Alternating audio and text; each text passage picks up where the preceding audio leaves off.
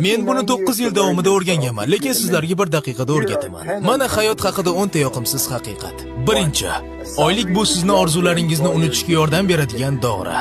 Ikkinchi, agar siz qulay daqiqani kutsangiz, butun hayotingizni behuda sarflagan bo'lasiz va hech narsa bo'lmaydi. Uchinchi, siz do'stlaringiz va yaqinlaringizga ishonsangiz ham ularga o'zingiz haqingizda hech narsa aytmang. To'rtinchi, agar hayotingizni yaxshilashni boshlasangiz, siz 99% do'stlaringizdan ayrilasiz. Beshinchi, siz o'zingizni 10 karra baxtli his qilasiz, qachonki ota-onangizni rozi qilib, o'zingizni muammoyingizda ularni aybdor qilmasangiz. Oltinchi, siz yanada yetuk bo'lasiz, qachonki har narsani yuragingizga yaqin olavermasangiz. Yettinchi, siz o'zingizni rivojlantirishingiz uchun 100 ta kitob kerak emas, sizga faqat disiplina va harakat kerak. 8. Yer yuzidagi eng qiyin missiya bu orzularga e'tibor qaratish, eng osoni esa shunchaki nolish.